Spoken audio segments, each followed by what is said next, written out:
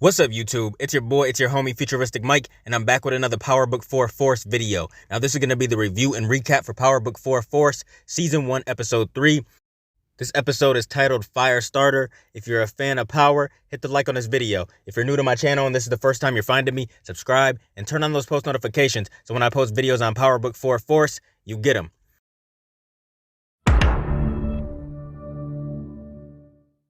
Now, this was another solid episode, man. Just like episode 2, I'm trying to decide which episode I liked better. If I liked episode 2 or this one better, because they were both great, in my opinion. I think these two were better than the first one, but the first one was still good. I'm going to give this one another 8.5 out of 10. Solid episode, man. It was a good one. You know, Tommy's a gangster. He's always putting in that work. I love this episode, for real. So we seen JP's club was shot up.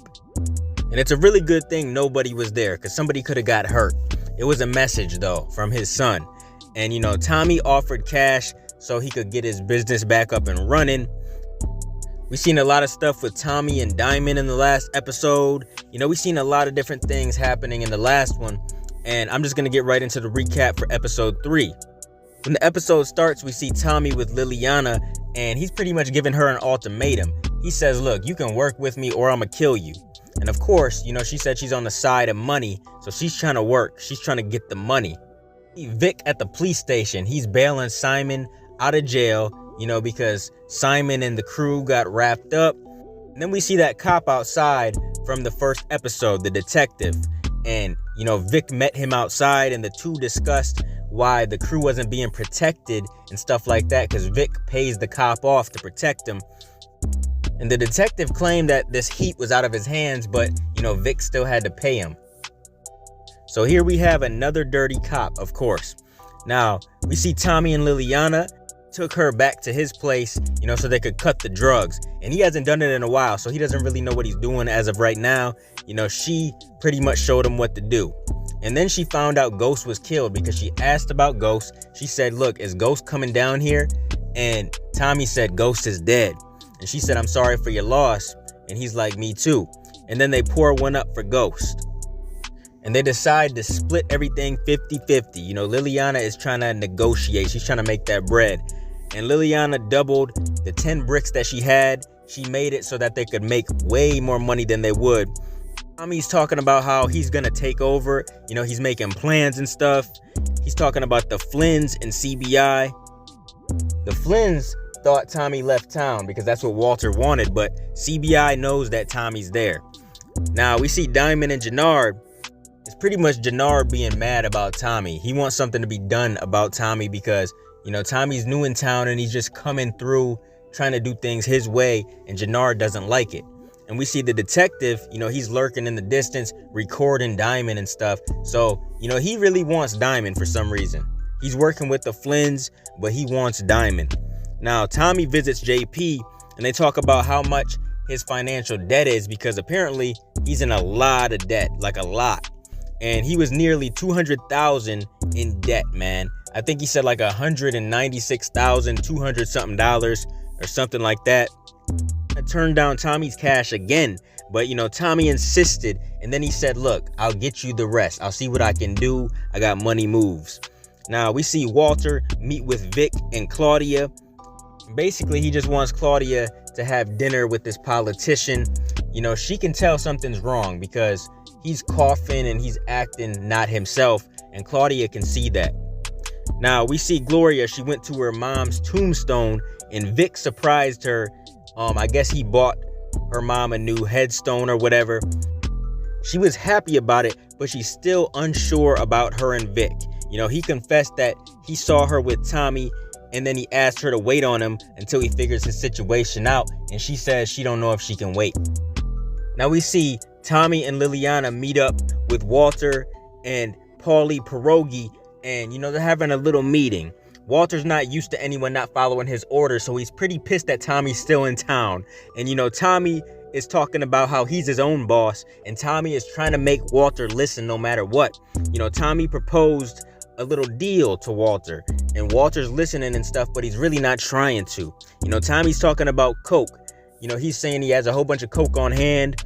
He's telling Walter to sell that instead of pills, and Walter's like, no, I only sell pills. But Walter listened anyways.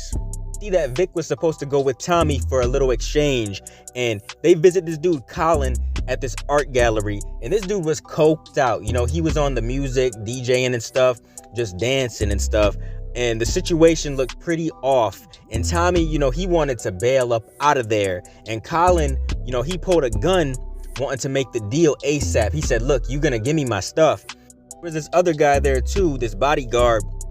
They disarmed him pretty quick though, man. You know, Vic had a gun on him. Tommy had a gun on the other dude. They weren't playing around. You know, Tommy didn't want no loose ends. He tossed Vic a pillow and told him to paint the walls and take out Colin. You know, they had to tell Walter about what happened, about, you know, how they had to take out Colin and stuff. And I guess Walter decided to move forward with their deal. Now, Tommy goes to see Diamond at the boxing gym, and he wants to talk business to involve CBI and the Flynns together. And, you know, Jannard wasn't having it. Diamond and Jannard kind of got into it, and they got in the ring for the top spot, man. They really fought for that shit. You know, Tommy had his money on Diamond, and Elijah had his money on Jannard. And Jannard was putting up a good fight. He really was. But then Diamond, you know, he got the upper hand and he beat him. He was really beating his ass. And Elijah lost his money to Tommy. He had to give him like $500. And then Diamond said to set up the meeting. Now, Claudia met with Alderman McGuire, the politician. She's meeting with him because her dad wanted her to. He was saying that he'll make the terms and stuff, but she showed him, you know, a picture of his daughter, and then he backed down. She left him a payment, and then she got up out of there. She had her way. Dude really couldn't say nothing. Tommy asked Liliana about, you know, who had the coke for real. Like, Tommy wants answers, who the original owner of this cocaine was. He wants to know where it came from, and I can't even blame him. Why would you be, you know, slinging something if you don't even know where that shit came from? But she claimed that she killed this person. Tommy said he was keeping all that shit. He said he was keeping all of it. But then Tommy met with the Flynns and Diamond, you know, to talk about their partnership. And the meeting got kind of tense. There was some beef because Walter was on some racist shit. It was just some back and forth words between Walter and Diamond. And then Tommy apologized to Diamond for how the meeting went down. And then the feds were taking some pictures of Tommy and shit, wondering who this white boy is. Then we see your boy Tommy was tailed by Claudia. Yes, she wanted to talk to your boy Tommy pretty bad. You know, she pulled him over and he got his gun ready. He got up out the car.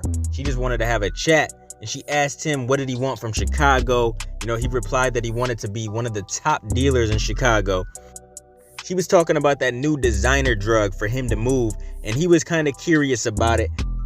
Also curious why, you know, she would go against her father. But it seems like these two are going to be doing business in the future. Claudia really does want to get her hands dirty. She wants to get out in them streets. Now we see Elijah meet with Jannard, and Jannard is talking about how, you know, everybody's going to be following him soon because he sees that people are starting to go with Diamond and stuff, but he thinks he's top dog. He doesn't really like that, you know, people are going with Diamond. So it's going to be interesting to see how, you know, this relationship between Jannard and Diamond plays out. I'm very interested to see that dynamic. Now, we see Tommy and Gloria hook up. You know, they're texting and stuff. You know, he says that he wants company. We see they're getting ready to smash. She takes her clothes off. So does he. And he puts her up against the window. And that's the end of the episode. Really solid episode, man. I really enjoyed it. I cannot wait until episode 4, man. I'm so ready. I seriously can't wait. This show is just so great, in my opinion. The best spinoff so far. What do you guys think? What did you think of this episode? Comment your thoughts down below. What do you think is going to happen next? Comment your theories, thoughts, predictions, and everything else. Keep supporting your boy, and I'll be continuing to bring y'all Power Book 4 Force content in the future. Make sure you guys like, comment, and subscribe, and smash that notification bell so you can never miss a video. If you guys want to donate to the channel, I got links below to the PayPal and Cash App accounts. Hope you guys enjoyed the video. Let me get out of here, y'all. It's your boy FuturisticMike, and I'll talk to you on the next one. I'm out. Peace.